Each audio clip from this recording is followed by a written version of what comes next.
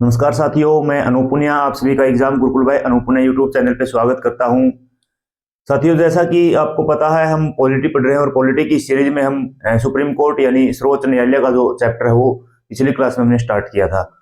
और पिछली क्लास में हमने देखा था जो सर्वोच्च न्यायालय के बारे में यानी सुप्रीम कोर्ट के बारे में जो बेसिक चीजें हैं उनके बारे में देखा था कि सबसे पहले रेगुलेटिंग ऑफ इंडिया एक्ट 1773 में कलकत्ता में सबसे पहले सुप्रीम कोर्ट एस्टेब्लिश की गई। उसके बाद गवर्नमेंट ऑफ इंडिया एक्ट 1935 में उसको एक फेडरल कोर्ट बनाया गया और आज़ादी के बाद फिर से हमने उसको सुप्रीम कोर्ट के रूप में एस्टेब्लिश किया। तो इन चीज़ों के बारे में हमने देखा था और उसके बाद ये देखा था कि जो नंबर ऑफ जजेज है वो कब कब बढ़ी। आज की हमारी क्लास है। आज की क्लास में हम सबसे पहले देखेंगे क्वालिफिकेशन ऑफ जजेज, यानी जो न्यायाधीश हैं उनकी क्या योग्यताएं होनी चाहिए। आर्टिकल 124 क्लोज 3 में दिया हुआ है, ठीक है। उसके बाद देखेंगे हम अपॉइंटमेंट ऑफ जजेज, यानी न्यायाधीशों की नियुक्तियां। न्यायाधीशों की जो नियुक्तियां हैं वो आर्टिकल 24 क्लोज 2 में दी हुई हैं।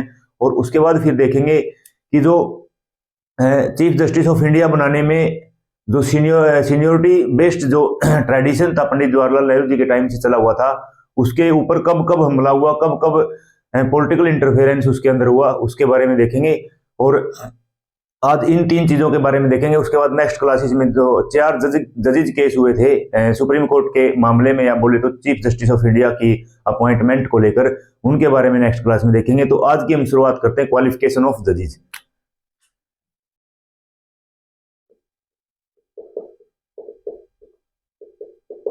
क्वालिफिकेशन ऑफ जजेज, आर्टिकल 124 क्लोज 3, ठीक है। क्लोज 3 में है ये, यानी न्यायाधीशों की योग्यता।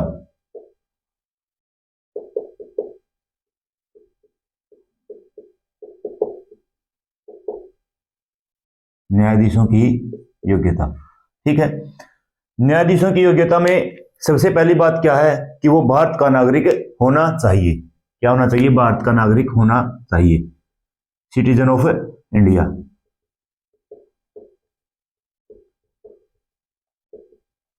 ठीक है, यानी भारत का नागरिक। चाहे वो भारत का नागरिक कैसे भी हो, जन्म से हो या फिर क्या है नेचुरलाइजेशन से या प्राकृतिककरण से हो, भारत का नागरिक हो, उसके पास भारत की नागरिकता होनी चाहिए, ठीक है। सेकंड क्या है?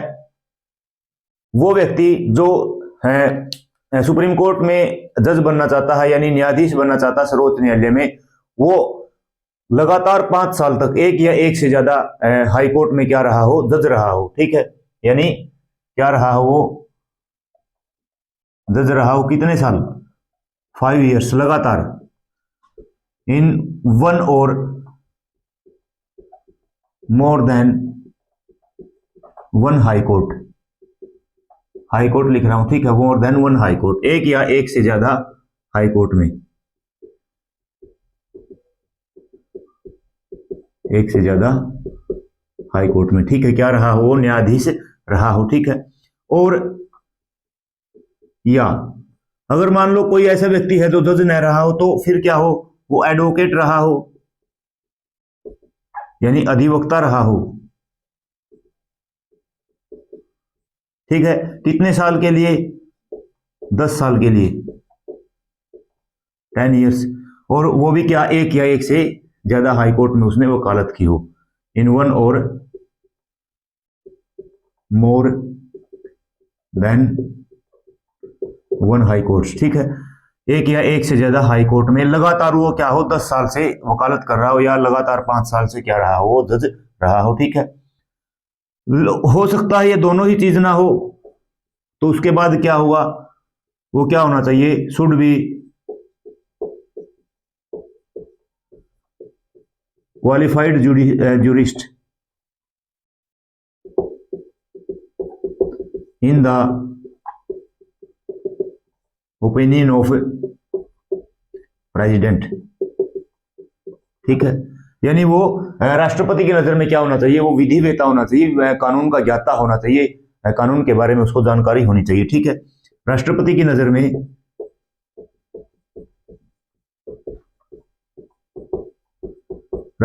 नजर में विधि वेता होना चाहिए, कानून का ज्ञाता होना चाहिए। भारत के नागरिक के साथ साथ इन तीनों में से कोई एक अगर होगा, कोई भी व्यक्ति, तो क्या हो सकता है, वो सुप्रीम कोर्ट में या सर्वोच्च न्यायालय में न्यायाधीश नियुक्त किया जा सकता है। ठीक है, अब देखो ये था क्वालिफिकेशन ऑफ जजेज, आर्टिकल 24 क्लोज 3, इसको याद रखना, क्लोज 3 में दिया हुआ है। एक बार देख लेते हैं। वो भारत का नागरिक होना चाहिए, वो जज होना मतलब वो जज रहा हो एक या एक से ज्यादा हाई कोर्ट में 5 साल के लिए लगातार। ठीक है, और क्या हो, वो एडवोकेट हो यानी अधिवक्ता रहा हो 10 साल के लिए एक या एक से ज्यादा हाई कोर्ट में जिसने वकालत की हो, और क्या हो, वो भारत के राष्ट्रपति की नजर में कानून का ज्ञाता होना चाहिए, विधि वेता वो होना चाहिए। तो ये था क्वालिफिकेशन ऑफ जजेज, यानी जो न्यायाधीशों की क्या है, न्यायाधीशों की योग्यताएं। ठीक है, अब देखते हैं नेक्स्ट है अपॉइंटमेंट ऑफ जजेज। भाई क्वालिफिकेशन तो देख लिया, ये होना चाहिए, अपॉइंटमेंट कैसे होती है इनकी। और अपॉइंटमेंट ऑफ जजेज आर्टिकल 124 क्लोज 2 में है, क्वालिफिकेशन क्लोज 3 में है। इन चीजों को आप ध्यान में रखना, अगर हो सकता थोड़ा सा डीपली पूछ ले तो क्लोजेज पूछ सकता है, ऐसे वो ऑप्शन में देंगे आर्टिकल 24 क्लोज 2, 24 क्लोज 3 ऐसे। अब है अपॉइंटमेंट ऑफ जजेज।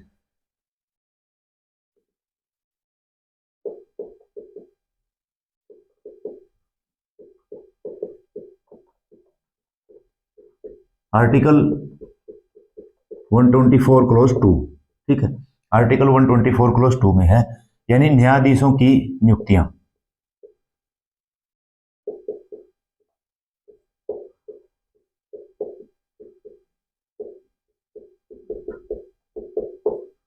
न्यायाधीशों की नियुक्तियां, ठीक है। न्यायाधीशों की नियुक्तियां बता दें किसके द्वारा, राष्ट्रपति के द्वारा किए जाते हैं, बाय प्रेसिडेंट, राष्ट्रपति द्वारा, बाय प्रेसिडेंट, राष्ट्रपति के द्वारा की जाती है। और किसके साथ, with collegium system, collegium system, ठीक है, यानी कोलेजियम प्रणाली से, कोलेजियम प्रणाली से, ठीक है। अब देखो कोलेजियम प्रणाली क्या होता है, कोलेजियम प्रणाली का मतलब क्या है, एक ऐसे बोल सकते हो कमेटी होती है, कमेटी तो नहीं बोलेंगे, कोलेजियम होता है वो, उसमें एक तो चीफ जस्टिस ऑफ इंडिया होते हैं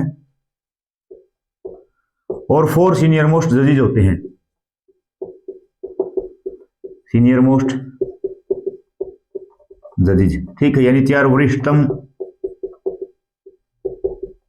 न्यायाधीश, वरिष्ठतम न्यायाधीश होते हैं, ठीक है, क्या होते हैं, वरिष्ठतम न्यायाधीश होते हैं। और जो कोलेजियम सिस्टम है हमारे संविधान में डायरेक्ट रूप से कहीं नहीं लिखा हुआ, प्रत्येक रूप से कहीं इसका वर्णन नहीं है, ठीक है, nowhere mention in the constitution, इसको आप याद रखना, nowhere mention in the constitution, ठीक है, संविधान में कहीं वर्णित नहीं है।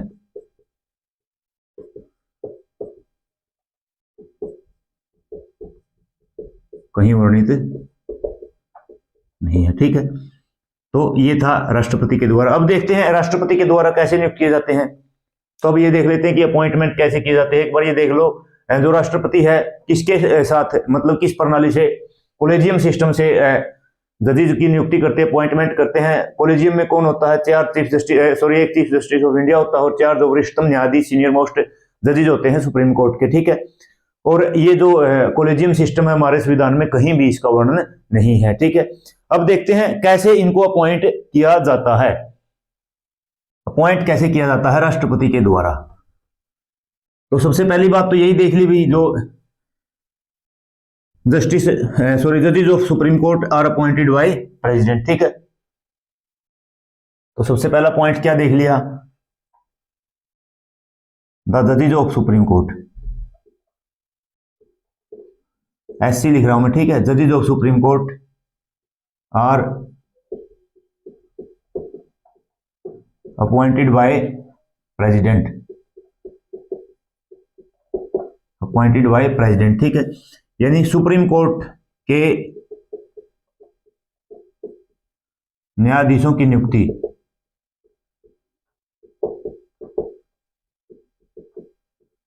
राष्ट्रपति द्वारा की जाती है।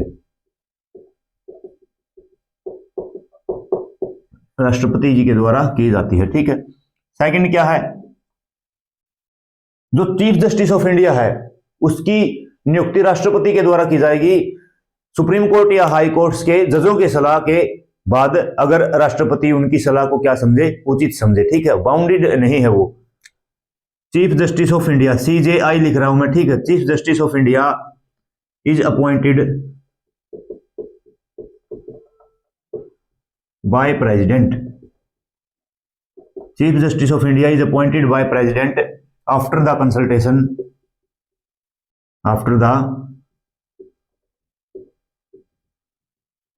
कंसल्टेशन विद जजेस of supreme court and high court.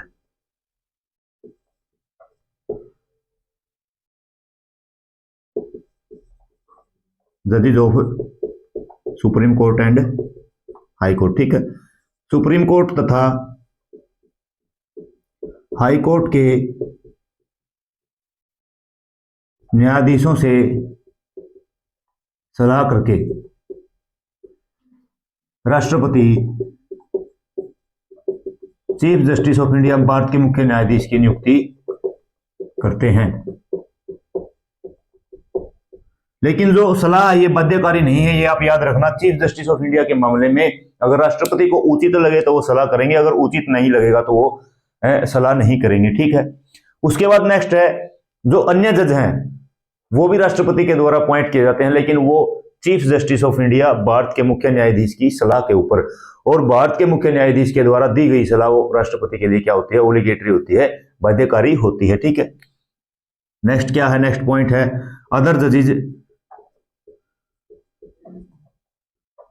Are appointed by president after the consultation with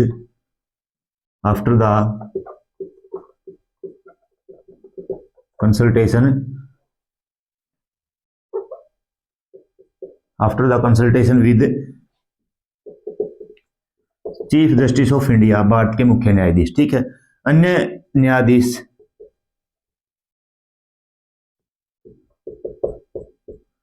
न्यायाधीशों की नियुक्ति CJI की सलाह पर, chief justice of India Bharat के मुख्य न्यायाधीश की सलाह पर राष्ट्रपति द्वारा, ठीक है। किसकी सलाह पे, चीफ जस्टिस ऑफ इंडिया की सलाह पे भारत के राष्ट्रपति के द्वारा जो अन्य न्यायाधीश होते हैं उनकी नियुक्ति की जाती है, ठीक है। तो ये थे, ऐसे जज को क्या किया जाता है, अपॉइंट किया जाता है। और जो जजेज हैं वो 65 साल तक जज रहेंगे, 65 वर्ष की उम्र तक, ठीक है। Hold post for the age of up to the age of 65 years, ठीक है। यानी 65 वर्ष की उम्र तक की आयु तक न्यायाधीश के पद पर रहेंगे, न्यायाधीश के पद पर रहेंगे, ठीक है। तो ये थी अपॉइंटमेंट, किसकी अपॉइंटमेंट थी, जजेज की, यानी आर्टिकल 124 क्लोज 2 में दिया हुआ है, ठीक है, ये दिया हुआ है। अब देखो, ये देख लिया अपॉइंटमेंट किसमें, आर्टिकल 124 क्लोज 2 में देख लिया, ठीक है। अब हम देखेंगे कि अपॉइंटमेंट में क्या ऐसी कंट्रोवर्सी हुई, क्या विवाद हुआ, जिसके बाद जो अपॉइंटमेंट के ही मामले में 4 जजेज केस आए, यानी जजों के 4 केस आए, उसके बारे में देखेंगे। तो ये बातें अगर सीधी सीधी बात करें तो प्रत्यक्ष या अप्रत्यक्ष रूप से जो भारत की सुप्रीम कोर्ट है या भारत की जो न्यायालय है उसके ऊपर, उसकी स्वतंत्रता के ऊपर हमला होने लग गया था। बात अगर करें तो सबसे पहले पंडित जवाहरलाल नेहरू जी के टाइम की बात करेंगे। पंडित जवाहरलाल नेहरू जी के टाइम में एक परंपरा बनी थी और उस परंपरा को जारी भी रखा, लेकिन बाद में फिर जब इंदिरा गांधी जी प्रधानमंत्री बनी उस समय पे क्या हुआ, उस समय पे मतलब जो परंपरा है इसको तोड़ दिया गया, 2 बार तोड़ा गया। देखते हैं, तो सबसे पहले देखते हैं कंट्रोवर्सी क्या है। कंट्रोवर्सी यानी विवाद क्या है, क्या क्या विवाद कब कब शुरू हुए और किस तरह से जो भारत के मुख्य न्यायाधीश की नियुक्ति में राजनीतिक जो हस्तक्षेप होने लगे, पॉलिटिकल इंटरफेरेंस होने लगे, और जो इंडिपेंडेंट ऑफ जुडिशरी जिसको हमारे संविधान की बेसिक स्ट्रक्चर बोला जाता है उसके ऊपर हमला हुआ, और उसके बाद फिर सुप्रीम कोर्ट में केस होते हैं, और सुप्रीम कोर्ट में जांच विचार के बाद फिर 4 जजेज केस आते हैं, और उसमें फिर फाइनली जो 4th जजेज केस होता है, उसके बाद यही जो निर्णय दिया गया कि राष्ट्रपति के द्वारा कॉलेजियम सिस्टम से ही जजों की नियुक्ति की जाएगी। तो देखते हैं कहां कहां कब कब राजनीति ने एंट्री करी चीफ जस्टिस ऑफ इंडिया की अपॉइंटमेंट के मामले में। तो सबसे पहले अगर बात करें पंडित जवाहरलाल नेहरू जी के टाइम में, पंडित जवाहरलाल नेहरू जी के टाइम में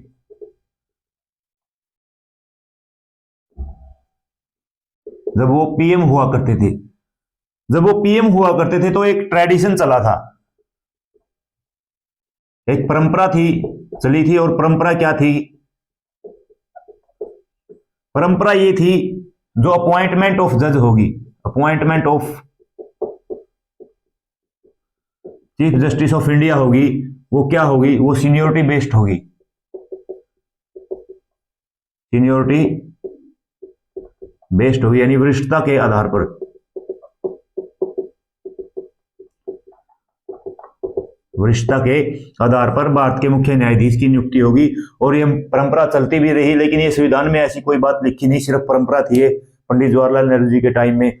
उस समय पे धर्म की जो राजनीति है, राजनीति का धर्म हुआ करता था, यानी अगर कोई पंडित जवाहरलाल नेहरू जी पॉलिटिकल में है तो वो जो पॉलिटिकल का जो मतलब एक आदर्श होता था उनको फॉलो करते रहे, और ऐसे चलता रहा। परंपरा थी कि भारत में जो सुप्रीम कोर्ट में जो सबसे सीनियर जज हैं उसको क्या कर दिया जाएगा, उसको chief justice of India appoint किया जाएगा। फिर जब वो रिटायर होंगे तो उसके बाद जो सीनियर मोस्ट जज होंगे उसको chief justice of India appoint कर दिया जाएगा। तो ये सिस्टम चलता रहा। उसके बाद फिर बात आती है 1973 की, ठीक है, 1973 में इंदिरा गांधी जी पीएम हुआ करती थी। इंदिरा गांधी जी क्या हुआ करती थी? इंदिरा गांधी जी पीएम हुआ करती थी। और यहां पे 1973 में एक घटना घटती है, यानी जो भारत की न्यायालय है, सुप्रीम कोर्ट है, सर्वोच्च न्यायालय है, उसके अंदर एक घटना घटती है जिसको बहुत से लोगों को, बहुत से जो जजेस थे सुप्रीम कोर्ट में, उनको हतोत्साहित भी किया। यहां पे जो 3 सीनियर मोस्ट जज थे, जेएस सेलेट, एएन ग्रोवर और केएस हेगड़े, जो 3 सीनियर मोस्ट जज थे,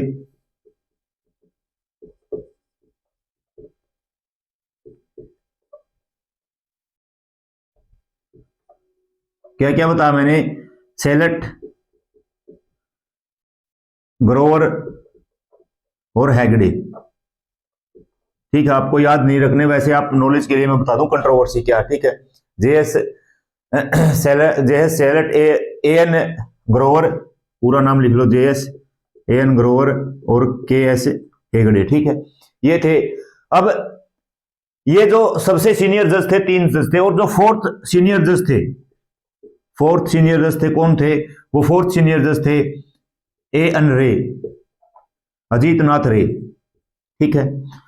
तो जब इंदिरा गांधी जी के समय में इन 3 जजेज, 3 सीनियर जज थे, इनको छोड़ के 4th नंबर के जो जज थे उनको चीफ जस्टिस ऑफ इंडिया बना दिया जाता है, चीफ जस्टिस ऑफ इंडिया बना दिया जाता है, ठीक है।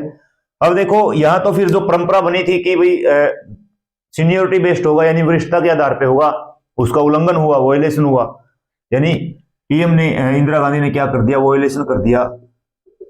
किसका वोयलेशन किया? सीनियोरिटी का, वरिष्ठता का,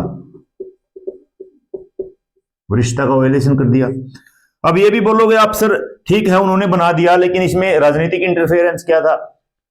1973 में एक हमारे संविधान में बहुत ही महत्वपूर्ण डिसीजन आया था।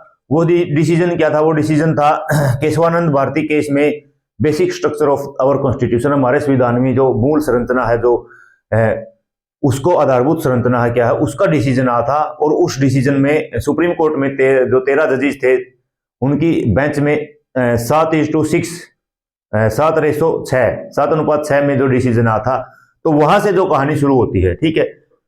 अगर इसका बैकग्राउंड समझे, इसका बैकग्राउंड क्या है, इसका बैकग्राउंड ये है 1973 में, 1973 में क्या है, 1973 में केशवानंद भारती केस का डिसीजन आया था, केशवानंद भारती केस का डिसीजन आया था, ठीक है। और इसमें हमारे संविधान में क्या जोड़ा गया, बेसिक स्ट्रक्चर ऑफ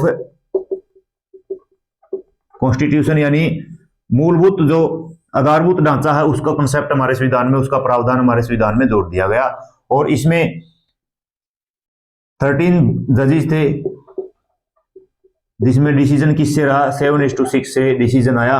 जो 7 जजेस थे वो किसके पक्ष में थे कि हमारे संविधान में एक बेसिक स्ट्रक्चर है जिसको संसद भी क्या है अमेंडमेंट या संशोधन नहीं कर सकती। और 6 जज क्या थे, इसके खिलाफ थे कि वो, उनका कहना था कि जो ऐसा कोई बेसिक स्ट्रक्चर का सिद्धांत हमारे संविधान में नहीं है, ठीक है। ये 13 जजेस की बेंच थी और 13 जजेस में 7:6 से के रेशो से जो डिसीजन आया था केशवानंद भारती केस का। तो कहानी शुरुआत यहां से होती है। इंदिरा गांधी सरकार भी नहीं चाहती थी कि कोई ऐसा जो बेसिक स्ट्रक्चर का प्रावधान हमारे संविधान में जुड़े, और हम चाहे, संसद चाहे तो क्या है, पूरे के पूरे संविधान में कहीं भी संशोधन करना चाहे तो संशोधन कर सकती है। इंदिरा गांधी जी और इंदिरा गांधी जी की सरकार की ये मंशा थी। लेकिन जो 7 जज थे जिन्होंने बेसिक स्ट्रक्चर का समर्थन किया था, उनमें से ये 3 जज भी थे। ये जो 3 जज थे ये उन 7 जजेज में से थे।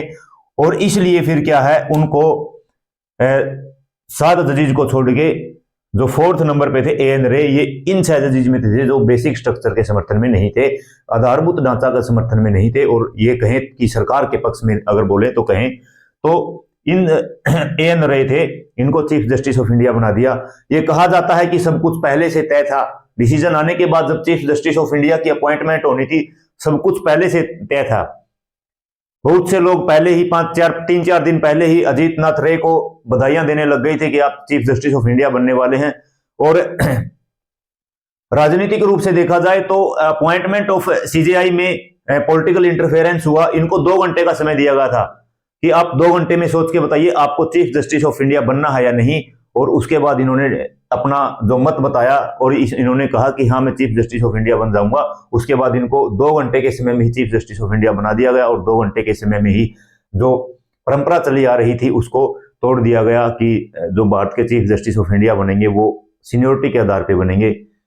और फिर उसके बाद जो अजीत नाथ रे थे, इन्होंने क्या किया, मतलब इंदिरा गांधी की सरकार का बहुत साथ दिया, समय समय पे बहुत काम आते रहे ये सरकार के। और ये अब देखो, जो एक चीफ जस्टिस ऑफ इंडिया है, निष्पक्ष फैसला न करके सरकार के दबाव में अगर काम करेगा, और सरकार के दबाव में इसलिए काम कर रहे हैं क्योंकि एक जो 3 सीनियर मोस्ट जज थे उनको छोड़ के जो 4th नंबर के वरिष्ठतम न्यायाधीश थे उनको चीफ जस्टिस ऑफ इंडिया बना दिया, तो वो भी एहसानमंद हुआ सरकार के प्रति और उसने भी फिर सरकार का पक्ष लेना शुरू कर दिया। और यहां इस केस में अगर देखें तो ये तो सीधा सीधा फिर जो भारत की स्वतंत्र न्यायपालिका है, इंडिपेंडेंट जुडिशरी है, उसके ऊपर हमला हुआ। न्यायपालिका के अंदर पॉलिटिकल जो इंटरफेरेंस होना शुरू हो गया, राजनीतिक हस्तक्षेप होना शुरू हो गया। तो इसलिए बड़ा समस्या का विषय था और चिंतन का विषय भी था। अब देखो, इंदिरा गांधी की सरकार थी बेसिक स्ट्रक्चर के समर्थन में नहीं थी। और जब ये अजीत नाथ रे, एन रे अगर चीफ जस्टिस ऑफ इंडिया बने, इन्होंने एक इसकी जांच करने के लिए खंडपीठ का भी गठन किया। और खंडपीठ उसके बाद हालांकि कुछ समय के बाद उसको भंग कर दिया गया, लेकिन कोशिश ये थी कि इसको एक बार थोड़ा सा तोड़ मरोड़ के पेश कर दिया जाए, लेकिन ऐसा नहीं हुआ। और अजीत नाथ रे ही थे जिन्होंने नेशनल इमरजेंसी या राष्ट्रीय आपातकाल के दौरान आर्टिकल 14, आर्टिकल 21, 22 को भी क्या कर दिया था, निलंबित कर दिया था।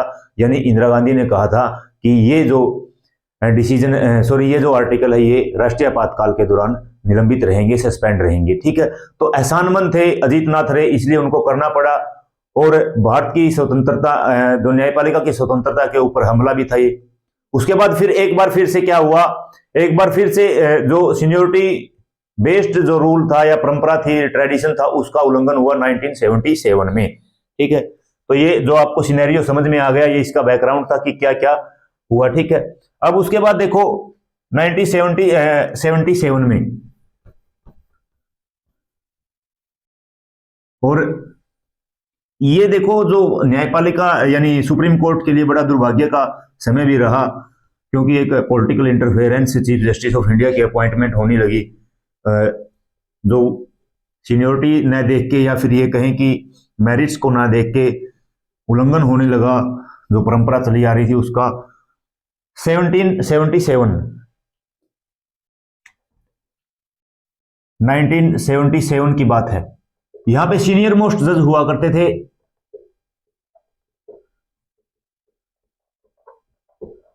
HR खन्ना,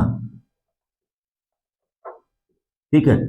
सीनियर मोस्ट जज क्या हुआ करते थे? HR खन्ना हुआ करते थे। और जो सेकंड सीनियर मोस्ट थे वो थे MH बेग। वो क्या थे? MH बेग, ठीक है। इनको HR खन्ना को जज न बना के, चीफ जस्टिस ऑफ इंडिया न बना के, MH बेग को चीफ जस्टिस ऑफ इंडिया बना दिया गया। एक बार फिर से वरिष्ठता का जो नियम था, वरिष्ठता की जो परंपरा थी, उसका उल्लंघन हुआ। और ये किस मामले में हुआ? वहां तो जो केशवानंदन भारती केस का डिसीजन आया था वो बैकग्राउंड था, उसके आधार पे सरकार ने अपनी खुंदक निकालने के लिए, कैसे भी आप बोल सकते हो, उसके ऊपर किया। यहां पे एक केस था ADM जबलपुर केस,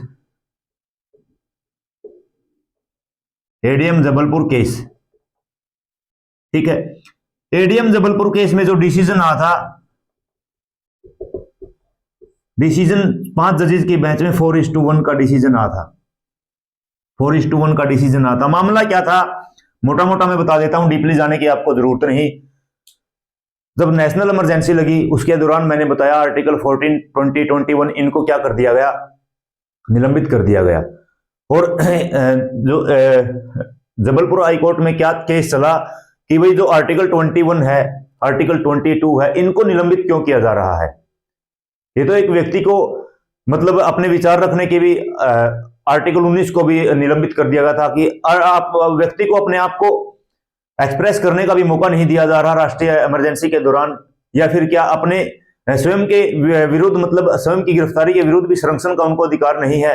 तो ऐसे ऐसे करके जो एक केस था, और उस केस में 4 जजेस थे, उन्होंने कहा कि हाँ ठीक है, जो निलंबन हुआ है आर्टिकल्स का, फंडामेंटल राइट्स का, वो सही है। इन्होंने ये कहा था वो क्या है? सही है। लेकिन एक जज ने कहा कि ये गलत है और ये भारत के जो संविधान है उनका उल्लंघन है सीधा सीधा। लेकिन वो एक जज कौन थे? वो एक जज थे HR खन्ना। HR खन्ना वो एक जज थे जिन्होंने जो सरकार के फैसले कहिए या राष्ट्रपति के माध्यम से जो फंडामेंटल राइट्स को सस्पेंड करवाने की बात कहिए, उनके खिलाफ थे। इसलिए उनको फिर सीनियर मोस्ट जज होते हुए भी चीफ जस्टिस ऑफ इंडिया नहीं बनाया। और चीफ जस्टिस ऑफ इंडिया किसको बनाया? जो सेकंड सीनियर मोस्ट जज थे MH बेग को, उनको CJI बनाया गया। और देखिए मतलब कैसे समय समय पे जो सीनियोरिटी का उल्लंघन होता रहा, वरिष्ठता का उल्लंघन होता रहा। फिर उसके बाद 4 जजेज केस निकल के आते हैं। कल की क्लास में हम देखेंगे 4 जजेज केस। यहां पे अगर बात करें मोटा मोटा तो कंट्रोवर्सी से क्या होता है? जो ये कंट्रोवर्सी छिड़ी, कंट्रोवर्सी में क्या निकल के आया? इंडिपेंडेंट ऑफ जुडिशरी है, इंडिपेंडेंट ऑफ जुडिशरी है। इसका क्या है? इसकी मतलब इसका क्या हुआ? वॉयलेशन हुआ, सीधा सीधा ये निकल के आया। यानी जो पॉलिटिकल इंटरफेरेंस भारत की न्यायपालिका में होने लगा, और जिससे क्या है, जो हमारे देश के लिए बड़ा दुर्भाग्यपूर्ण हो सकता था। लेकिन सुप्रीम कोर्ट भी एक्टिव उस समय पे, और अलग अलग समय पे अलग अलग डिसीजन देके इस चीज को बचाया। फिर और जो 4th जजेज केस था उसके बाद बता दिया जी राष्ट्रपति के द्वारा ही जो चीफ जस्टिस ऑफ इंडिया और अदर जजेज है उनकी अपॉइंटमेंट होगी, और कोलिजियम सिस्टम के अनुसार ही क्या होगी? अपॉइंटमेंट होगी। इन चीजों के बारे में फिर फैसला दिया गया, ठीक है। उम्मीद करता हूं सभी चीजें आपको अच्छे तरीके से समझ में आ रही हैं, और सभी चीजों को आप नोट भी जरूर कर रहे हो।